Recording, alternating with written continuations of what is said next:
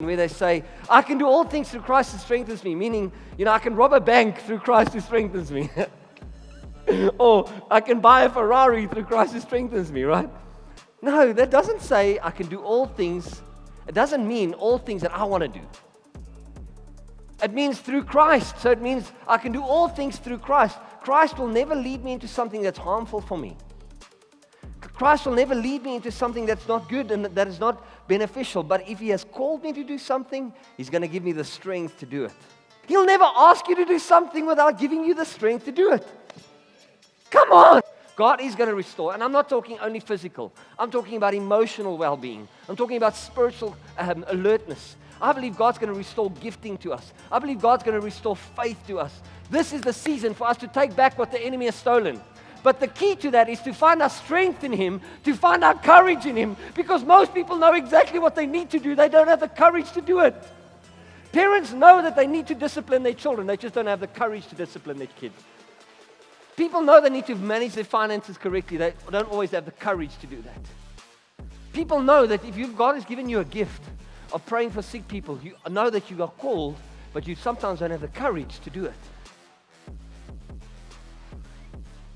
David McDonald said one day, he came to my house, he spoke to some of our men, and he said, God told him that you need to be delivered. You need deliverance.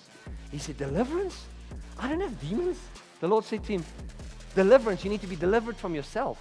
If your life is only benefiting yourself and your relationship with Jesus, you're missing out on 50% of your walk with God. One of the secrets, this is what God said to me this week, one of the secrets to experiencing Christ as more than enough is to take my focus off myself.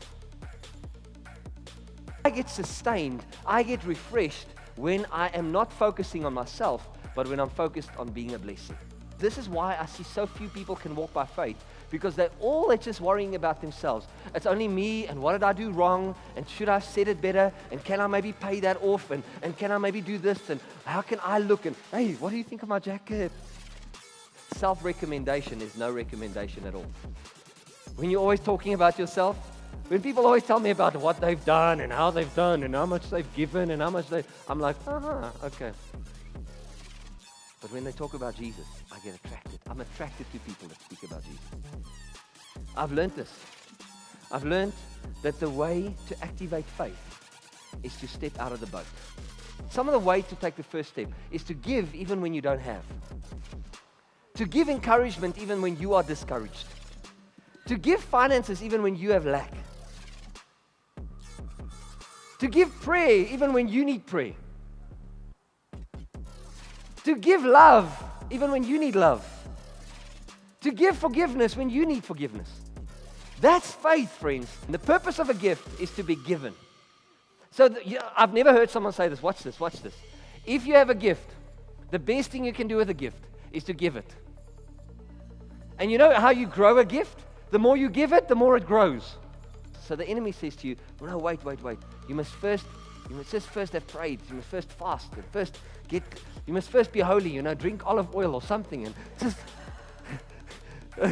or some people drink, dishwashing liquid or something. Just first clean yourself up and get yourself perfect. Then God can use you. That's not what my Bible says. My Bible says that, friends, honestly, as these disciples walked with Jesus, they experienced Jesus do miracles through them. It's not about you and me waiting to be something. It's about us being who we are. And knowing that it's not our strength, it's His strength. Because if we're going to rely on ourselves, then we're going to make a mistake. People say, we can't go to church anymore. Friends, we are still the church. That's not going to change. Who we are doesn't change. Yes, where we go to on a Sunday might change. But who we are doesn't change. We're connected in faith. We pray for one another. We pray together. We encourage one another. And we are submitted together under biblical leadership. But we are empowered 7 days a week, 24/7, 365. You can be who God has called you to be.